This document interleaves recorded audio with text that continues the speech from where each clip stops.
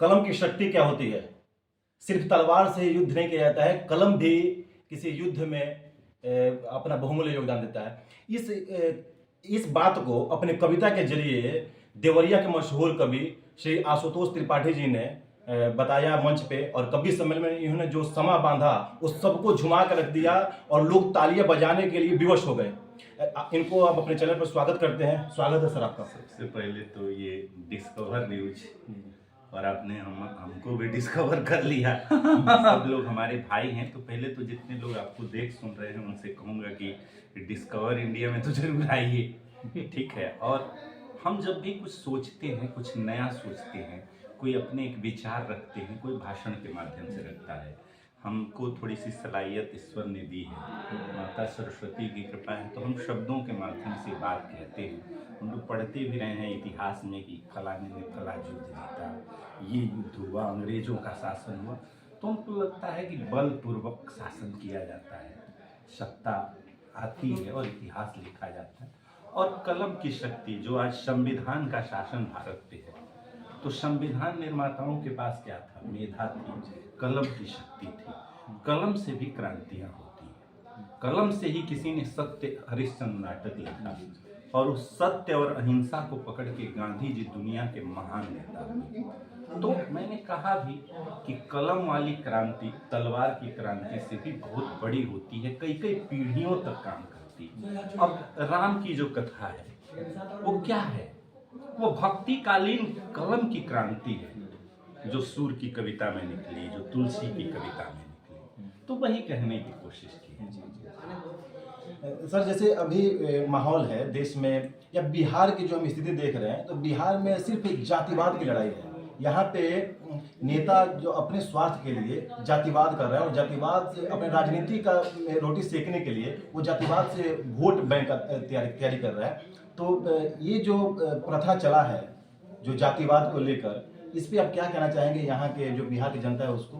देखिए, पहली बात तो मैं ये कहूँगा कि जाति जिंदा रखा है किसने? नेताओं ने। इस देश की राजनीति में जाति का निर्माण किया है और जाति को जिंदा रखा है। जाति, उपजाति, उपजाति की उपजाति। हम लोग कहते हैं ना कि सनातन समय में, वैदिक काल में 4 वर्ण थे और बहुत लोग बुरे थे, अछूत माना जाता था। 4 वर्णों में विभाजन था, और आज 400 वर्णों में विभाजन है। तो अगर उन लोगों की मेधा कम थी तो हमारी कितनी खराब है। तो राजनैतिक रोटी सेकने के लिए, देखिए, कोई किसी वर्ग का हो, किसी परिवार का हो, हर व्यक्ति इंडिविजुअल है, हर व्यक्ति अलग है, और हर व्यक्ति एक दूसरे से जुड़ा हुआ है। 2 ही सिद्धांत, या तो हमारा कोई नहीं है, हम आत्मा है, या तो हम सबके अपने अपने परिवार।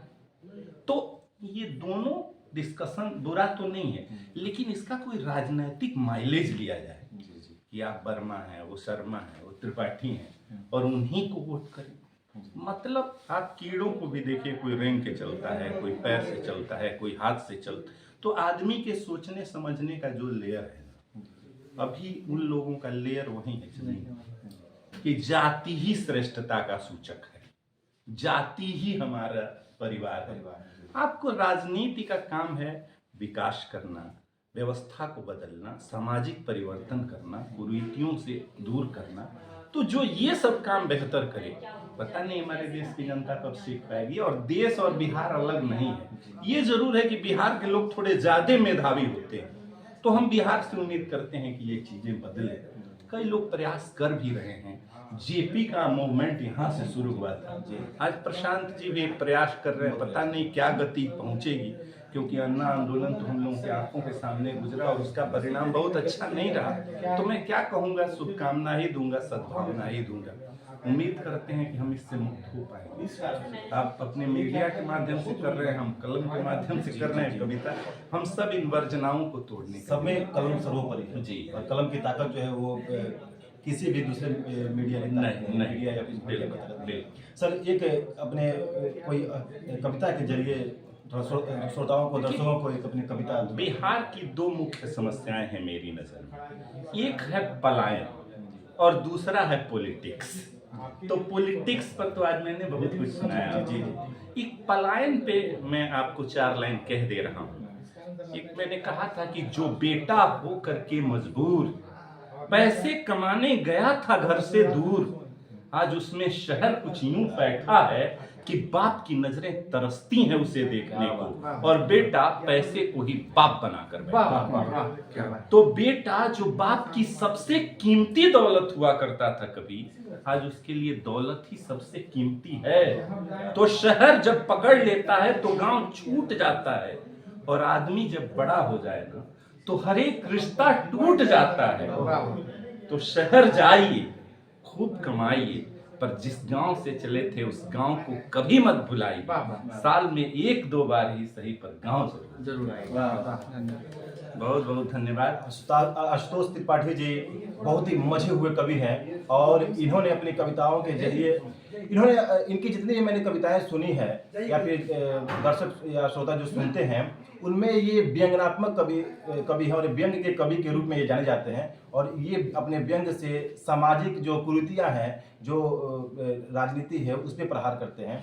तो दोस्तों, आज हमारे साथ थे आशुतोष त्रिपाठी जी।